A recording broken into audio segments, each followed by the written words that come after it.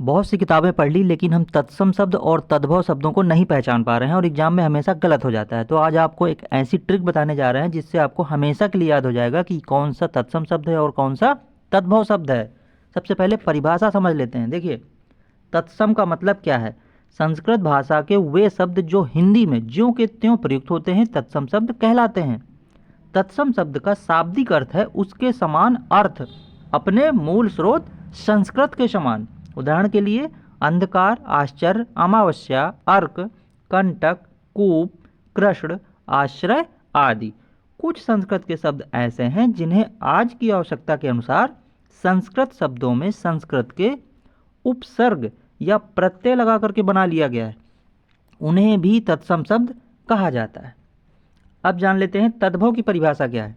देखिए, तद्भव का अर्थ है उससे उत्पन्न, अर्थात जो शब्द संस्कृत, पाली, प्राकृत, अपभ्रंश के दौर से गुजरकर वक्त के साथ साथ परिवर्तित होकर के हिंदी में प्रचलित हैं वे तद्भव कहलाते हैं। उदाहरण के लिए अन्यत्र शब्द परिवर्तित होते हुए क्या बन गया है, अनत बन गया है, कच्छप कछुआ बन गया है, कुक्कर कुत्ता बन गया है। इसी तरह के बहुत से शब्द हिंदी में प्रचलित हैं। ठीक है, हमने परिभाषा पढ़ लिया, हमें नहीं समझ में आ रहा है, हम पहचानने में बिल्कुल असमर्थ हैं, तो क्या करेंगे, इस परिभाषा को छोड़ दीजिए। ठीक है, अब देखिए ट्रिक समझते हैं। एग्जाम में ऐसे आपसे पूछा जाएगा कि पहचानिए कौन सा तत्सम है और कौन सा तद्भव है। तो आपको हमेशा ये याद रखना है कि तत्सम का मतलब आप ये याद रख लीजिए कि संस्कृत। ठीक है, ये याद रहेगा। तत्सम का मतलब आप ये याद रखिए कि संस्कृत, और तद्भव का मतलब याद रखिए हिंदी। ठीक है, ये याद रहेगा। तो अब आपको ये कैसे पहचाने कि संस्कृत और हिंदी क्या है। देखिए, एक एग्जाम्पल से समझते हैं। जैसे कि यहाँ पर लिख दिया गया गच्छति। ठीक है, गच्छति लिख दिया, तो गच्छति का कुछ अर्थ निकलेगा कि नहीं निकलेगा। तो जो अर्थ निकल करके आए, इसका अर्थ क्या निकल के आएगा, जाता है या जाना। ठीक है, तो जो अर्थ निकल करके आ गया जाना, ये हो गया हिंदी। ठीक है, हिंदी हो गया। और हिंदी का मतलब अभी बताया कि ये होता है तद्भव, तो यहाँ से बिल्कुल स्पष्ट हो गया। तो गच्छति क्या है, संस्कृत, और संस्कृत क्या क्या बताया, तत्सम।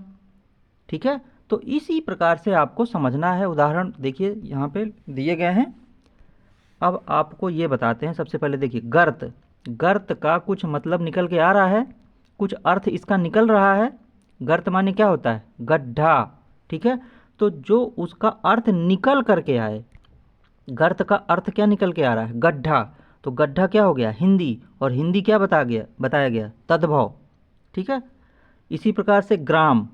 ग्राम का क्या मतलब हो गया, ग्राम का कुछ अर्थ निकलेगा कि नहीं निकलेगा, ग्राम का कुछ मीनिंग निकल रहा है ना, तो ग्राम का कुछ मीनिंग निकलेगा, तो ग्राम हो गया संस्कृत, तो संस्कृत क्या हो गया, तत्सम। ये आपको याद रखना है। और ग्राम का जो अर्थ निकल करके आ रहा हो वो हो गया हिंदी, तो ये हो गया गांव, हिंदी, और हिंदी का मतलब क्या बताया, तद्भव। ठीक है, इस प्रकार से आपको ये याद रखना है। इसी प्रकार से क्षार। क्षार का कुछ अर्थ निकल के आ रहा है ना, क्षार का मतलब होता है खार, खारा। ठीक है, तो जो इसका अर्थ निकल करके आ रहा है वो हो गया हिंदी, और हिंदी का मतलब हो गया तद्भव। और जो क्षार है ये हो गया संस्कृत, और संस्कृत हो गया तत्सम। इसी प्रकार से खटवा।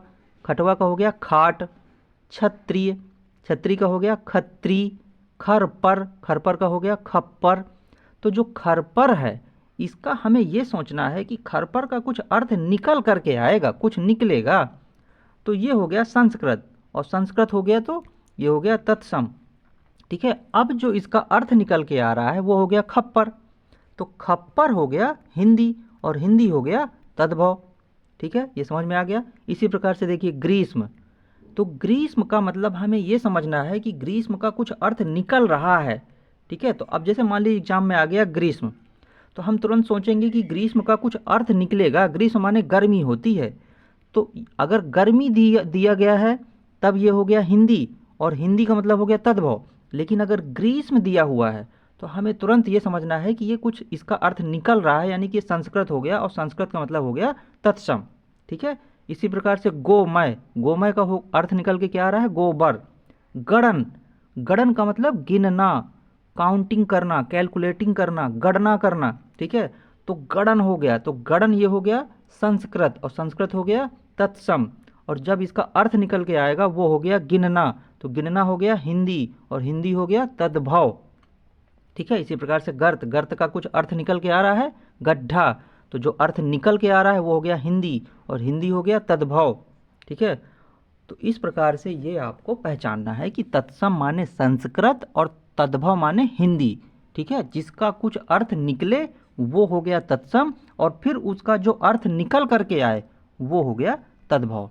और ये हमेशा हर एग्जाम में पूछे जाते हैं, चाहे वो यूपीएससी हो, पीसीएस हो, आरओ हो, बीईओ हो, यूपी टेट हो, सी टेट हो, या फिर आपका टीजीटी हो, किसी भी एग्जाम में ये तत्सम तद्भव हमेशा पूछे जाते हैं। तो ये आपको ये ट्रिक हमेशा काम आएगी।